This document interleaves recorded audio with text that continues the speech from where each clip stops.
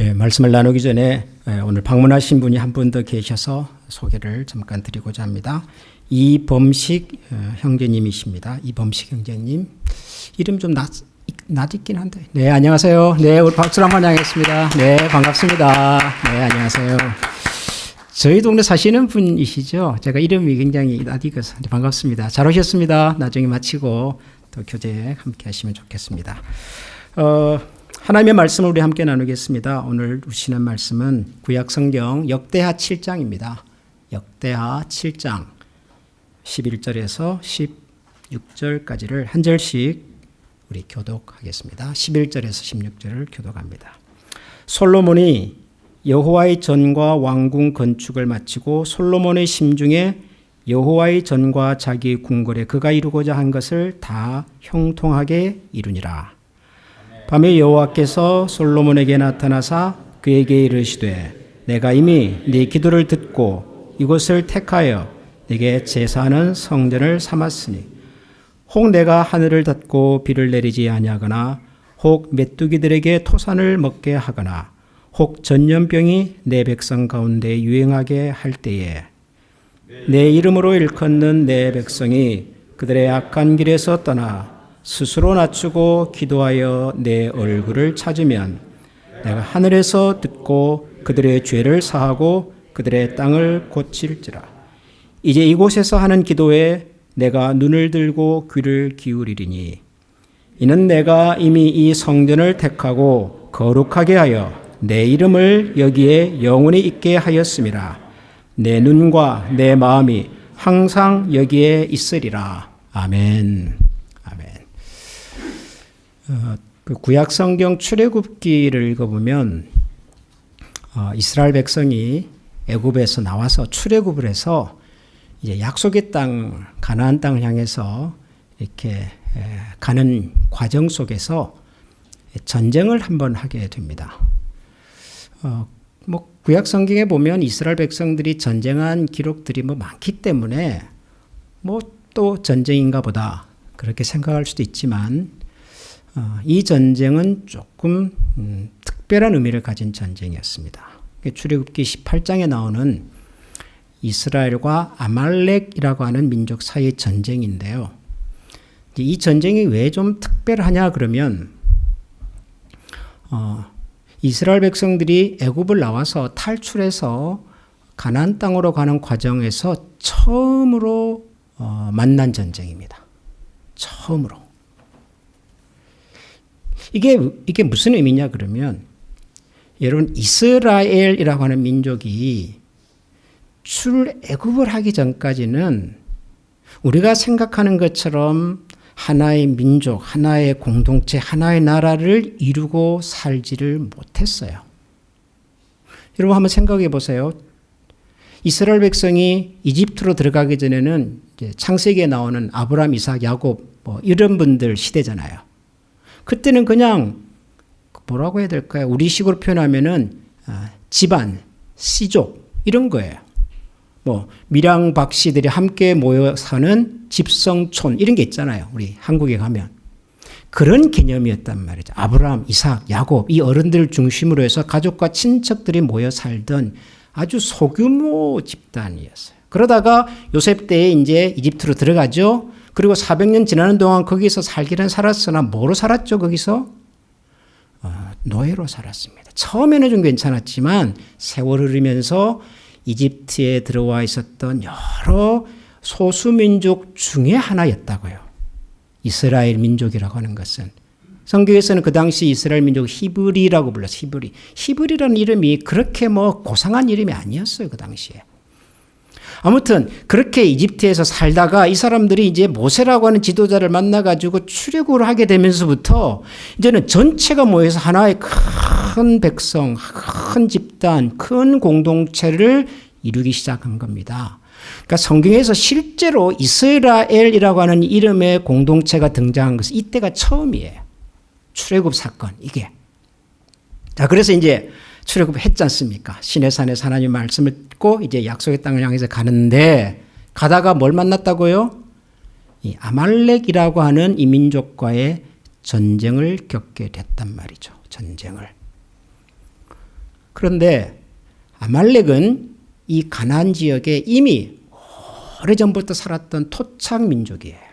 이미 그 지형을 잘 알고 그 지역에 아주 최적화되어 있는 민족. 그래서 힘도 세고 소위 그 동네에서는 이렇게 뭐라고 해야 될까요? 좀 대장 노릇을 하는 그런 민족. 반면에 이스라엘은요, 그 이전까지는 나라, 무슨 공동체, 민족 이런 것을 경험해 본 적이 없는 사람들입니다. 이 사람들이 이제 모였어요. 지금 어디를 향해 가고는 있으나 언제 이 사람들이 무슨 전쟁을 해본 경험이 있습니까? 지도자를 뽑아본 경험이 있습니까? 모여서 회의를 해본 경험이 있습니까? 없어요.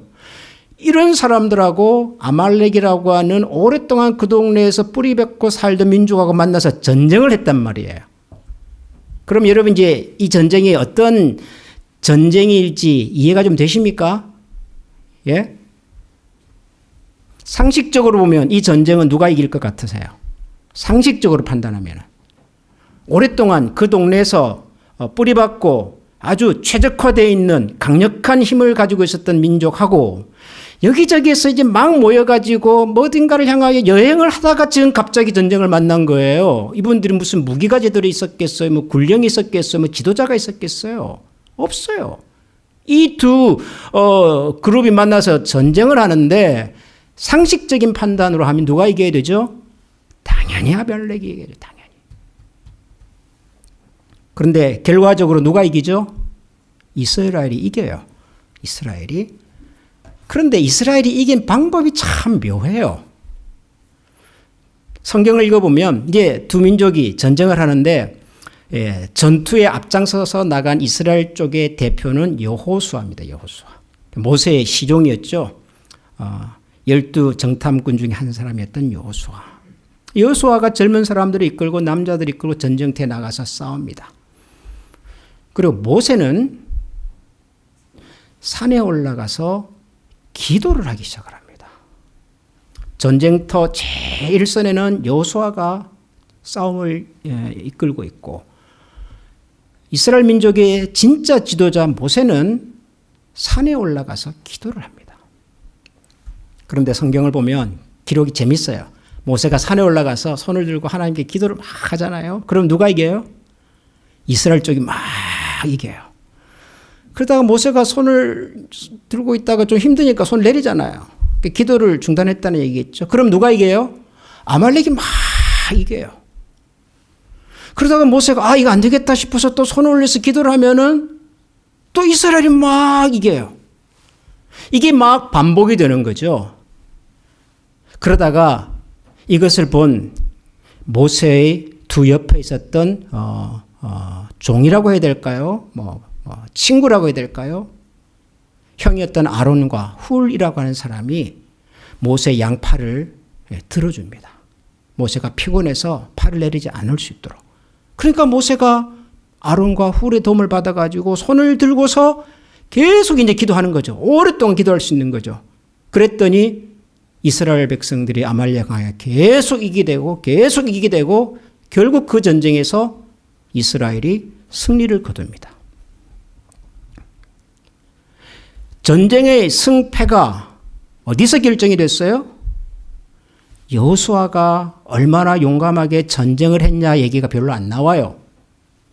그 성경을 읽어보면. 대신에 모세가 산에 올라가서 하나님 앞에 기도를 했더니 혹은 기도를 멈추었더니 혹은 아론과 훌이 모세의 손을 붙들어주고 함께 계속해서 기도했더니 성경은 그날 그 전쟁의 성공의 방식을 그렇게 기록을 하고 있어요. 처음으로 이스라엘이라고 하는 민족이 이제 하나의 공동체가 돼가지고 처음으로 치른 전쟁입니다. 누가 봐도 이길 수 없는 전쟁이에요. 상식적으로는 말이 안 되는 전쟁이에요. 말이 안 되는 그 전쟁을 말이 되게 만들어 주셨어요. 누가? 하나님께서. 뭐를 통해서? 기도라고 하는 방법을 통해서. 그래서 그날 그 전쟁이 굉장히 특별한 의미를 가지고 있습니다. 성경에서.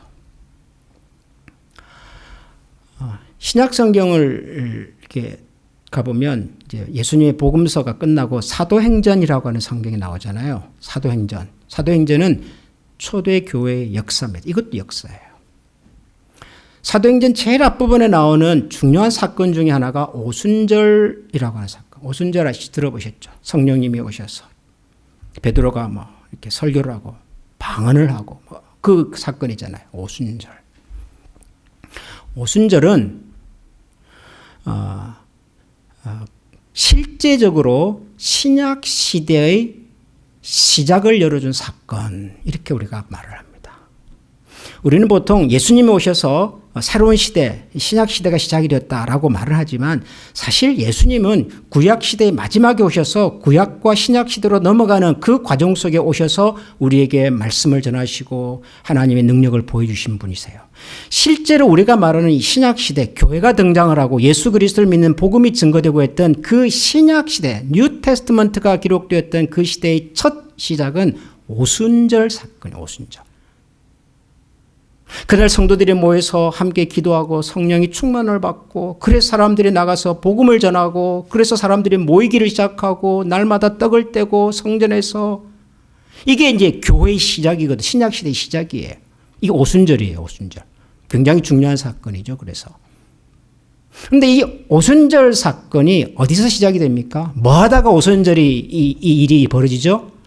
기도하다가.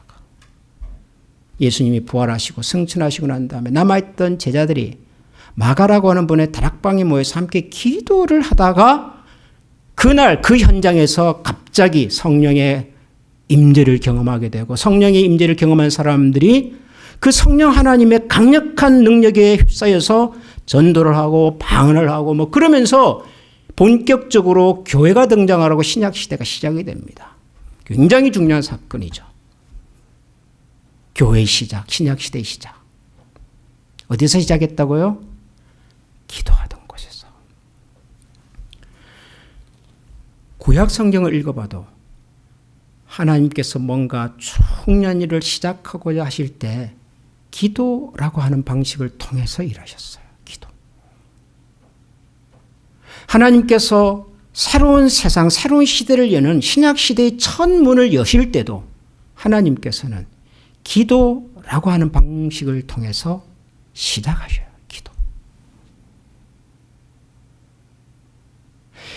기도가 언제나 하나님께서 뭔가 새로운 것을 시작하고자 하실 때는 그 기도라고 하는 방식을 통해서 찾아오시고 만나주시고 일하십니다.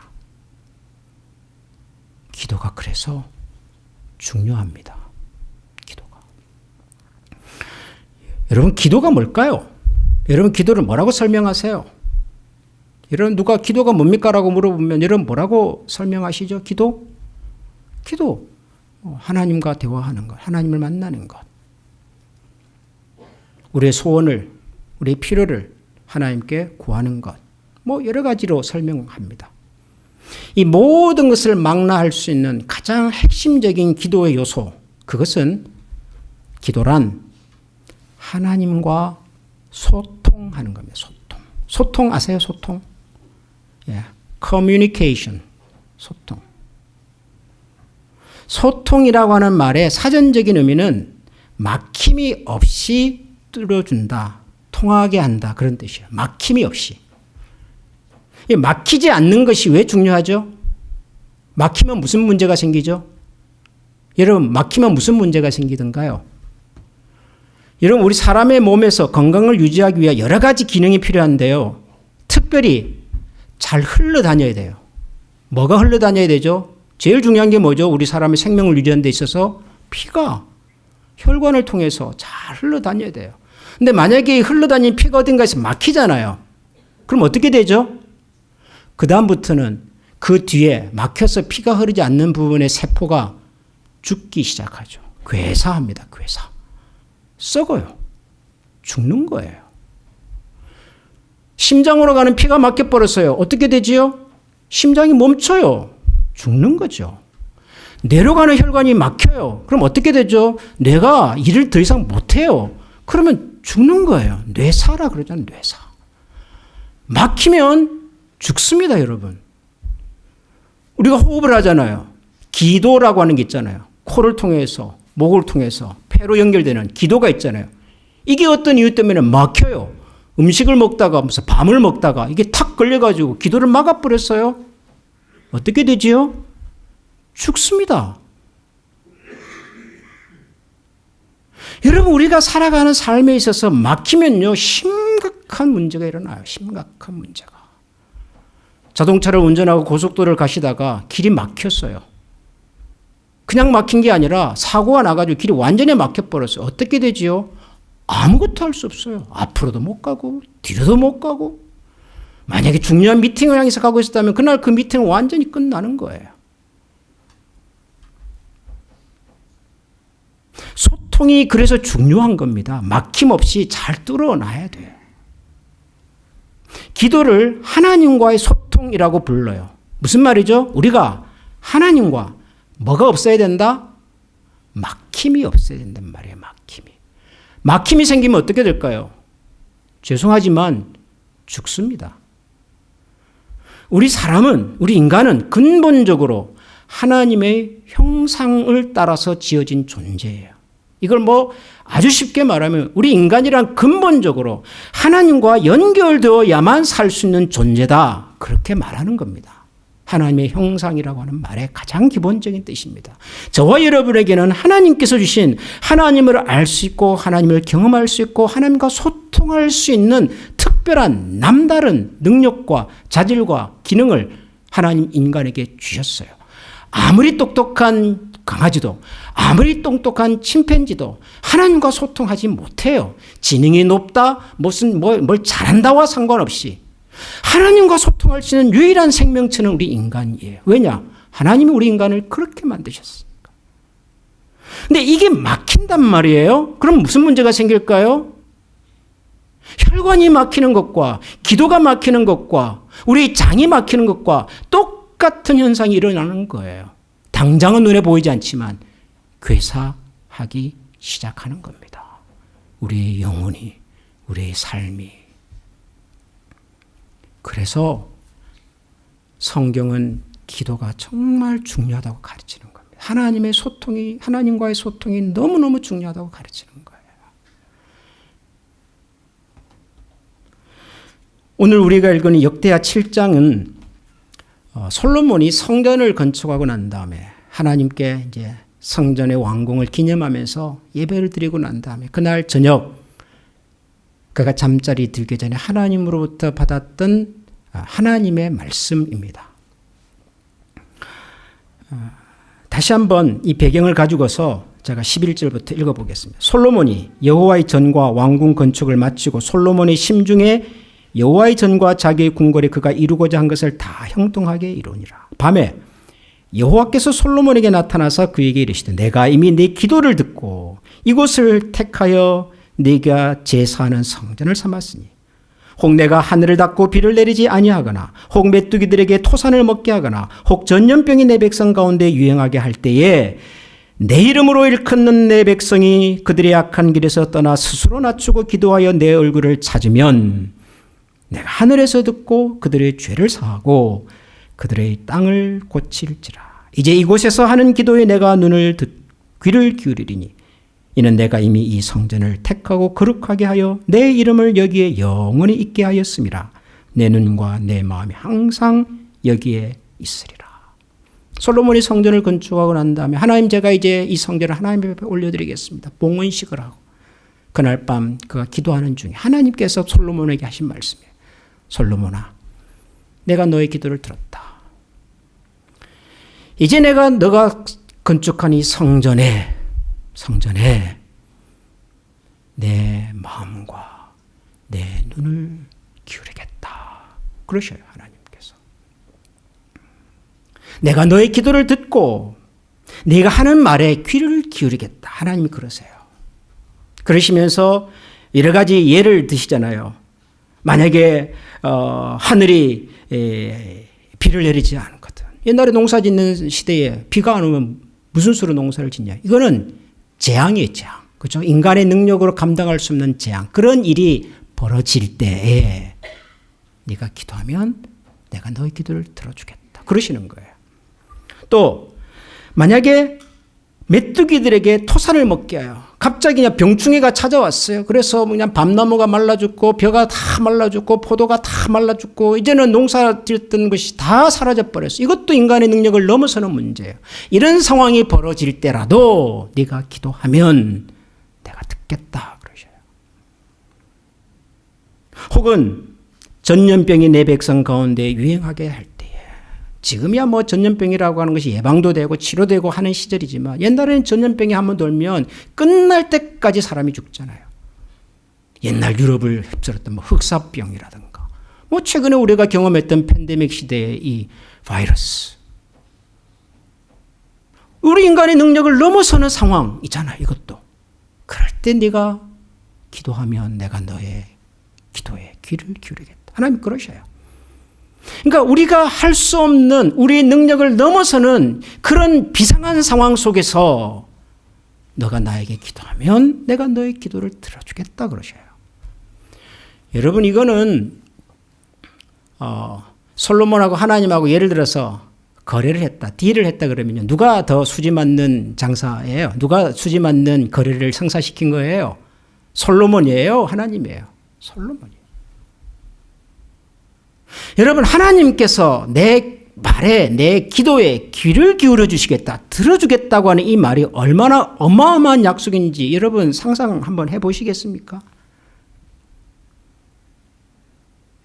어지간한 힘을 가진 뭐 사회적인 지위가 높든 뭐 돈이 많든 뭐 권력이 있든 뭐 그런 사람 한 사람을 우리가 알고 있으면 좀 든든하잖아요. 우리가 여차하면 그분한테 연락해가지고. 여러분 그렇잖아요. 내 어려운 상황 속에 내가 한번 전화 한 통화만 하면 나를 도와줄 사람이 있다. 여러분 얼마나 든든합니까? 미국에 살면서 여러분들에게 여러분이 어떤 어려움과 위기를 만났을 때 전화 한 통이면 나를 도와줄 수 있는 사람이 있다. 무슨 경찰서에 그런 사람이 있고 무슨 법원에 그런 사람이 있고 무슨 병원에 그런 분이 계시고 예를 들어서 여러분 그러면 우리가 얼마나 든든하시겠어요. 그렇잖아요. 근데 그런 정도가 아니라 하나님께서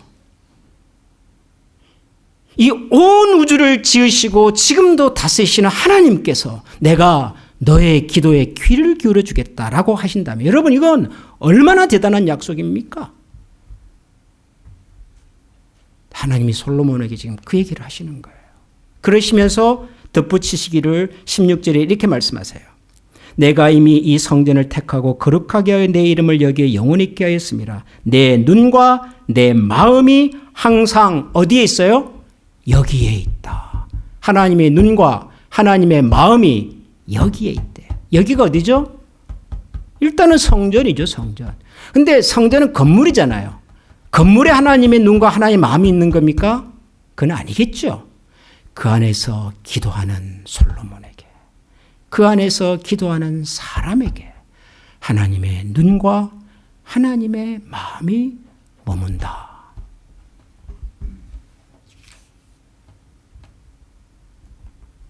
여러분 하나님의 마음과 하나님의 눈이 머무는 인생이 된다. 여러분 한번 상상해 보십시오.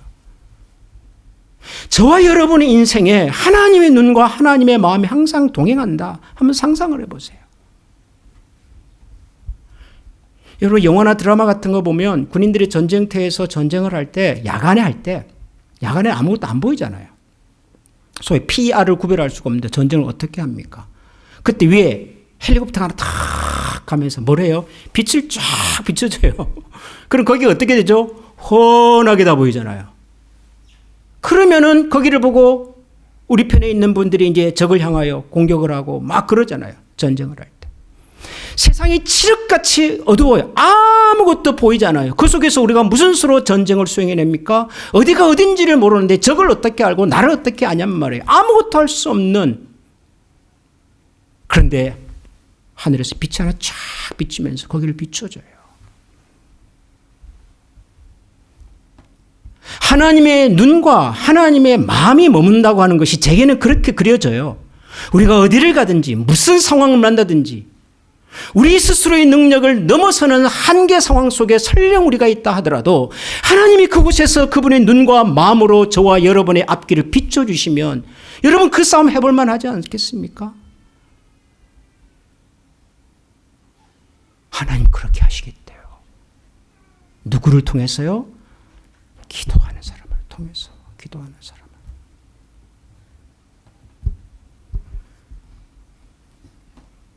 제가 지난주에 하나님의 말씀, 디모데후서에 나온 하나님의 말씀 같이 나누면서 우리가 하나님 앞에서 독립적이고 자립적으로 살아가는 신앙의 인격을 갖춘 것이 참 중요한데 그러기 위해서 무엇보다도 하나님의 말씀이 필요합니다. 제가 그 말씀 드렸죠. 또 하나 필요한 게 뭐겠어요? 기도예요. 기도. 하나님과 소통하는 거. 소통이 안 되면 아무것도 할 수가 없잖아요. 우리가. 아무것도. 여러분 창세기 보면 사람들이 모여서 큰 탑을 하나 쌓지요. 바벨탑. 잘 쌓았어요. 멋지게 쌓았어요. 하늘 꼭대기에다가 우리의 이름을 내자 그러면서 막 열심히 쌓았어요. 그러던 바벨탑 건축이 어느 순간 중단이 되고 사람들이 다 흩어져 버리죠. 바벨탑 공사가 중단이 됐습니다. 왜 그랬죠? 왜 그렇다고 성경이 말하죠?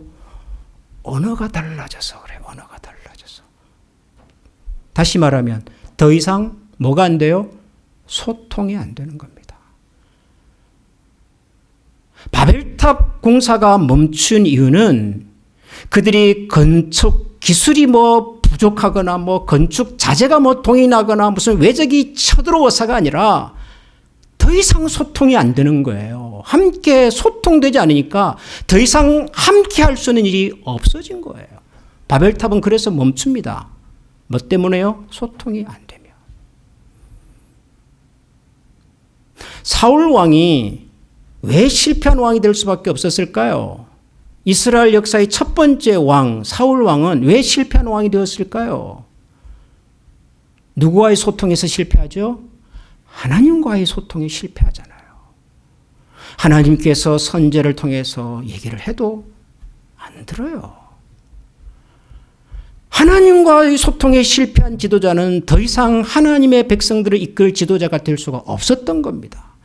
사울이 갑자기 무슨 무능력해지고 병이 찾아오고 주변에 정적들이 생겨가지고 내란에서 무너진 게 아니라 하나님과의 소통에 실패한 지도자는 더 이상 지도자가 될 수 없었던 거예요. 사울의 실패의 원인은 하나님과의 소통의 실패라고요.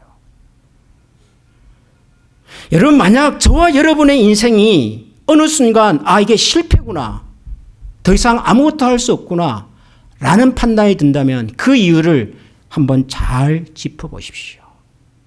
절대로 여러분이 무슨 능력이 부족하거나 무슨 판단을 잘못해서 내가 사람을 잘못 만나가지고 하필이면 무슨 이런 일이 일어나서가 아니에요, 여러분. 우리가 만약 우리 인생에 있어서 어떤 실패와 좌절을 경험한다면 그 첫 단추는 언제나 하나님과의 소통에 문제가 있어요. 거기를 들여다보셔야 해요. 목사님 아무리 그렇게 말씀하셔도요. 저는 이때까지 살아오면서 기도 열심히 안 했는데도 이 정도 살았습니다. 라고 말씀하고 싶으시죠? 그런 분들 계시죠?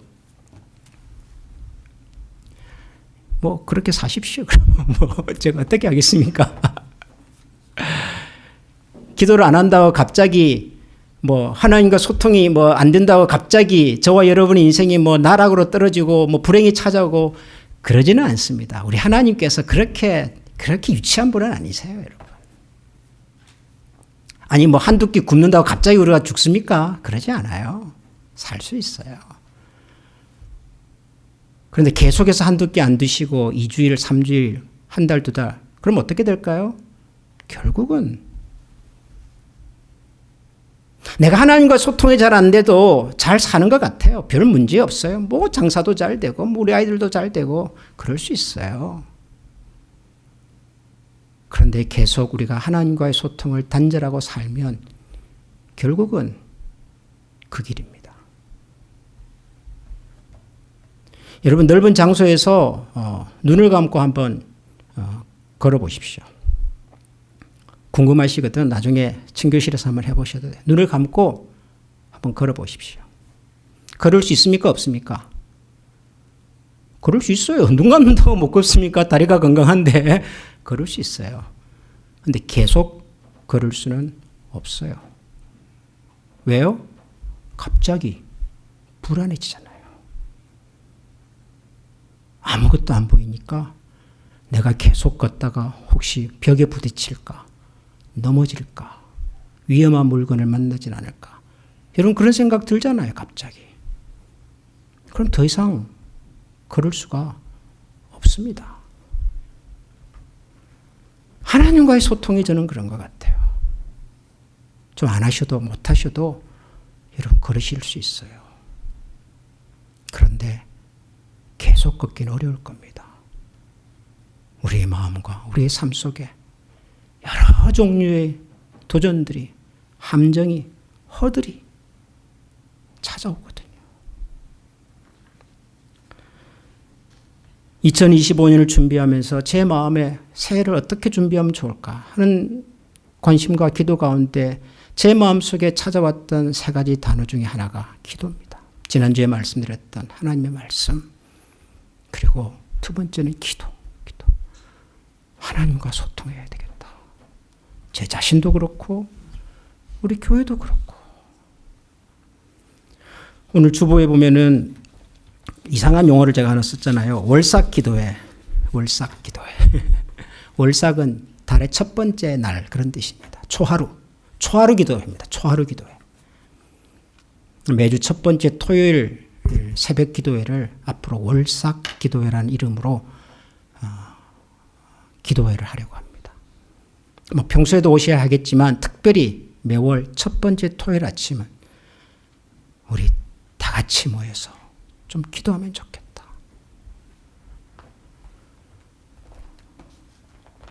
하나님과 소통하는 일에 여러분 다시 한번 우리 삶의 우선순위를 두십시다. 아무리 바빠도 아무리 힘들어도 하나님을 만나고 하나님과 대화하고 하나님으로 채워지는 시간을 여러분 뒷편으로 두지 마시고 여러분의 삶의 최우선순위로 두시고 그래서 하나님을 알고 더 깊이 알아서 저와 여러분의 새로운 해 2025년을 하나님께서 어떤 빛으로 비추어 주시는지를 같이 경험할 수 있는 그런 복된 한 해가 되기를 소원합니다. 우리 한번 이 시간 마음을 모아서 같이 기도하십시다. 여러분 기도를 잘한다 못한다 이런 표현을 쓰시는 분들이 계시지만 기도는 잘한다 못한다가 없습니다. 기도는 하느냐 안 하느냐의 문제입니다. 얼마나 오래 하냐 짧게 하냐도 아니고 얼마나 자주 하냐 적게 하냐도 아니고 기도를 하느냐 안 하느냐의 문제입니다. 하나님과의 소통을 저와 여러분의 삶의 우선순위에 두고 하나님을 알고 하나님을 경험하고 하나님의 눈과 하나님의 마음이 머무는 인생으로 우리 다시 한번 살아보십시다. 이를 위해서 하나님 우리에게 다시 한번 은혜를 더하여 주시고 기도의 영을 부어주시고 하나님 앞에 간절한 마음으로 나아갈 수 있는 우리 한미교회 한미가족 되게 해달라고 우리 시간 한번 다 같이 마음을 모아 기도합니다. 기도하겠습니다. 주님 감사합니다. 오늘도 우리에게 주신 이 귀한 말씀을 저희들이 기억합니다. 하나님의 손과 하나님의 마음을 같이 잡고 구해야지. 하나님 우리의 삶의 가장 중요한 상수는 주님께서 베푸시는 주 같이 기억해 주시는 주님 되게 하여 주시옵소서. 언제나 주님의 말씀 언제나 우리를 도우신 하나님을 기억하고 그 하나님 앞에 우리의 손을 얹어내는 귀한 자리에 하나님 저희들을 세워주시고 그날까지 우리가 마음을 다하여 하나님을 기억할 수 있도록 오늘도 우리의 마음을 채우시고 소망의 하나님을 향하여 함께 나아가도록 주님 도우시고 축복해 주시옵소서. 이 일에 다시 한번 우리가 마음을 모아서 뜻을 모으겠습니다. 정성을 모으겠습니다. 하나님 간섭하셨습니다. 소망의 하나님을 기억하는 자 꼭 되도록 도우시고 축복해 주시옵소서. 우리 시간 마음을 모아서 함께 찬양하겠습니다.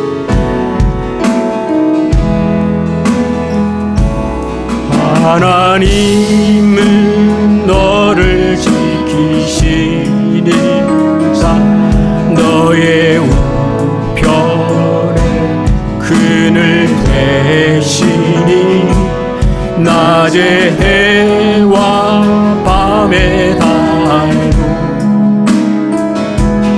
너를 해치워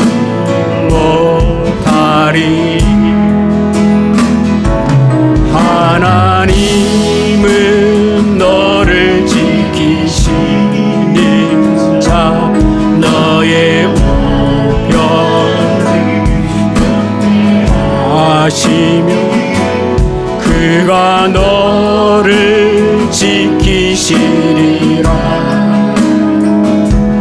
너의 출입을 지키시리라. 눈을 들어 산을 보아라.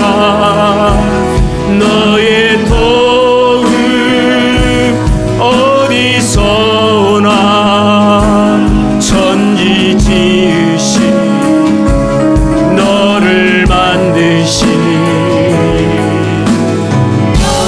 여호와께 눈을 들어 산을 보아라. 눈을 들어 산을 보아라. 너의 도움 어디서 오나. 천지 지으신 너를 만드신 여호와께로. 하나님께서 저희 한 사람 한 사람을 하나님의 형상을 따라 지으셨습니다. 하나님을 알고 하나님을 경험하고 하나님과 소통함으로써 살아갈 수 있는 영적인 존재로 만들어 주셨습니다. 하나님이 이를 위하여 오늘도 저희들에게 하나님의 말씀을 허락해 주시고 또 하나님과 교제하며 대화할 수 있는 영적인 소통의 기회를 허락해 주신 것도 감사합니다. 하나님, 우리가 우리의 남은 인생 동안 우리 영혼의 양식과 우리 영혼의 호흡을 통하여 하나님을 더 깊이 알아가고 더 넓게 알아가고 그리고 하나님의 눈과 하나님의 마음이 우리 인생에 머무는 그런 삶으로 하나님 앞에 살아가도록 저희들을 주님께서 도우시고 인도하여 주시옵소서. 이런 마음과 이런 중심으로 이런 결단으로 하나님 앞에 새롭게 각오하며 나아가기를 원하는 모든 주의 백성들 머리 위에 우리 주 예수 그리스도의 은혜와 하나님의 사랑과 성령의 교통하시는 은총이 지금부터 영원토록 함께 계시기를 축원하옵나이다. 아멘.